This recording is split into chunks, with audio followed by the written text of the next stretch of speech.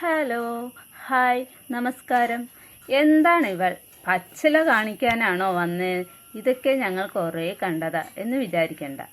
ഇന്ന് ഞാൻ വന്നിരിക്കുന്നത് നാച്ചുറൽ സോപ്പ് ഉണ്ടാക്കാനാണ്. ആദ്യം ഫ്രഷായി മരത്തിൽ നിന്നും വലിച്ച ആര്യവേപ്പ്, തുളസി ഇവ വൃത്തിയായി കഴുകി എന്നിട്ട് അതിനെ മിക്സിയിലൊന്ന് കറക്കിയെടുത്തു. എന്നിട്ട് അതിനെ ഒരു തുണിയിലിട്ട് പിഴിഞ്ഞ് അതിൻ്റെ ചാറങ്ങ് എടുത്തു. എന്നിട്ടോ അതിലോട്ട് ചന്ദനം കൂടെ മിക്സ് ചെയ്ത് കൊടുത്തു. 2 വിറ്റാമിൻ ക്യാപ്സ്യൂളും പൊട്ടിച്ചിട്ടു. അതിൻ്റെ കൂടെ നമ്മൾക്ക് ഇഷ്ടമുള്ള പെർഫ്യൂം ആഡ് ചെയ്തു. ഞാൻ വാങ്ങിയത് ലാവൻഡർ പെർഫ്യൂമാണ് കേട്ടോ.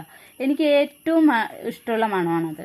ആര്യവേപ്പ്, തുളസി, ചന്ദനത്തിന് ലാവൻഡർ സ്മെല്ല് ആഡ് ചെയ്താൽ ആരെങ്കിലും വാങ്ങുമോടോ മണ്ടി എന്ന് പറയുന്നവരോട്. ഇത് നമ്മുടെ വീട്ടാവശ്യത്തിനാണ്. സോ നമ്മൾ കോമ്പിനേഷൻ നോക്കണ്ട, ഇഷ്ടമുള്ള മണം കൊടുക്കണം. ഇനി അടുത്തത് സോപ്പ് ബേസ് നമ്മൾ എടുത്തു. Glycerine added 200 gram soap base ആണ്. സോ ഇനി പ്രത്യേക ഗ്ലിസറിൻ ആണെന്ന് ആഡ് ചെയ്യേണ്ട കാര്യമില്ല. സോപ്പ് ബേസ് ചെറിയ കഷ്ണങ്ങളായി കട്ട് ചെയ്യുക. എന്നിട്ട് ഇതുപോലെ സോപ്പ് ബേസ് ഡബിൾ ബോയിൽ ചെയ്ത് എടുക്കുക. അതിലോട്ട് നമ്മൾ മിക്സ് ചെയ്ത് വെച്ച നമ്മുടെ ആയുർവേദ മിക്സ് ഒഴിക്കുക. ഈ മിക്സിന് ഒരളവുണ്ട്. നമ്മൾ എടുക്കുന്ന സോപ്പ് ബേസിൻ്റെ 10% നമ്മൾ ചേർക്കുന്നത്.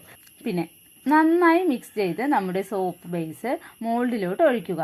എനിക്ക് മോൾഡ് വാങ്ങാനൊന്നും സമയം കിട്ടിയില്ല. സോ ഞാൻ ഇങ്ങനെയുള്ള ചെറിയ പാത്രത്തെ മോൾഡാക്കി. സോപ്പ് ബേസ് മോൾഡിലോട്ട് ഒഴിക്കുന്നതിന് മുന്നേ മോൾഡിൽ കുറച്ച് എണ്ണ തേക്കാൻ മറക്കല്ലേട്ടാ. എണ്ണ തേച്ചിൽ പിന്നെ സോപ്പ് എടുക്കാൻ ബുദ്ധിമുട്ടാവും. അങ്ങനെ എണ്ണ തേച്ച മോൾഡിലോട്ട് ഒഴിക്കുക. എന്നിട്ട് ഒരു 8-10 മണിക്കൂർ വെയിറ്റ് ചെയ്യുക. രാത്രി ഉണ്ടാക്കി വെച്ചാൽ രാവിലെ എടുക്കുമ്പോൾ കറക്റ്റായിരിക്കും. അപ്പോൾ സോപ്പ് ഇങ്ങനെ കിട്ടും. ആ സോപ്പ് പിന്നെ നമുക്ക് യൂസ് ചെയ്യാം.